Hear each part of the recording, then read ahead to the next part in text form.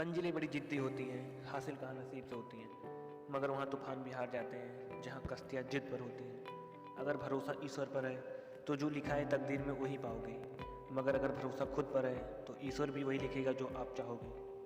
अगर सफलता इतनी आसानी से मिल जाती तो आज हर कोई सचिन विराट होता, आज हर कोई महान होता।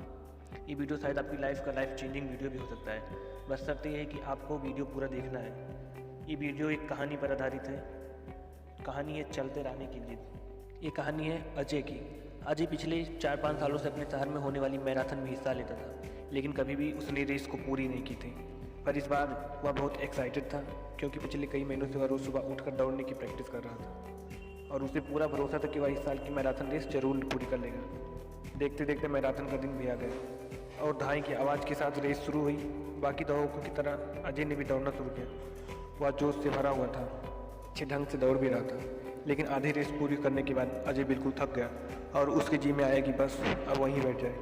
वह ऐसा सोच ही रहा था, तभी उसने खुद को ललकारा, रुको मत अजय, आगे बढ़ते रहो। अगर तुम दौड़ नहीं सकते तो कम से कम जॉगिंग करते हुए तो आगे बढ़ सकते हो, आगे बढ़ो। और अजय पहले की अपेक्षा धीमी गति से चलने लगा। कुछ किलोमीटर इसी तरह दौड़ने के बाद अजय को लगा कि उसके पैर आगे नहीं बढ़ सकते। वह लड़खड़ाने लगा। अजय के अंदर विचार आया कि अब बस और नहीं बढ़ सकता। लेकिन एक बार फिर अजय ने खुद को समझाया कि रुको मत अजय, अगर तुम जॉग नहीं कर सकते तो क्या हुआ, कम से कम तुम चल तो सकते हो, चलते रहो। अजय जब जॉग करने की बजाय धीरे धीरे लक्ष्य की ओर अब बढ़ने लगा। बहुत से धावक अजय से आगे निकल चुके थे और जो पीछे थे वो भी आसानी से उसे पार कर रहे थे। अजय उन्हें आगे जाने के अलावा कुछ नहीं कर सकता था। चलते चलते अजय को फिनिशिंग पॉइंट दिखने लगा, लेकिन तभी वह अचानक से लड़खड़ा कर गिर पड़ा। उसके बाएं पैर की नसें खींच गई थी।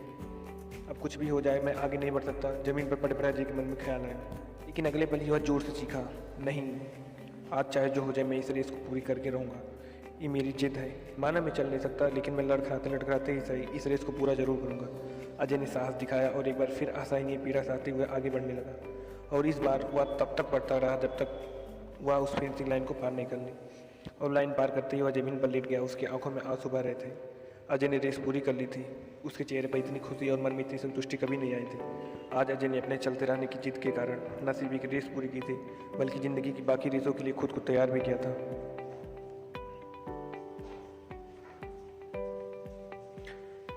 मोरल ऑफ द स्टोरी, दोस्तों, चलते रहने की जिद हमें किसी भी मंजिल तक पहुंचा सकती है। बाधाओं के आने पर हार मत मानिए। ना चाहते हुए भी कई बार ऐसी कंडीशंस आ जाती हैं कि आप कुछ नहीं कर सकते, पर ऐसी कंडीशन को कुछ भी ना करने का एक्सक्यूज मत बनाइए। घर में मेहमान आए, आप 8 घंटे नहीं पढ़ सकते तो कोई बात नहीं, कम से कम 1 घंटे तो पढ़िए। बारिश हो रही है, आपको कहीं जाना है, आपको कस्टमर से मिलने हैं, आप 10 कस्टमर से नहीं मिल सकते, कम से कम 1 या 2 से तो मिलिए। एकदम से रुकिए नहीं, थोड़ा थोड़ा ही सही आगे तो बढ़िए। और जब आप ऐसा करेंगे तो अजय की तरह आप भी अपनी ज़िंदगी की रेस को जरूर पूरी कर पाएंगे और अपने अंदर उस खुशी और संतुष्टि को महसूस कर पाएंगे जो सिर्फ चलते रहने की जिद से आती है। तो हमेशा चलते रहिए, कुछ ना कुछ करते रहिए। अच्छा जी।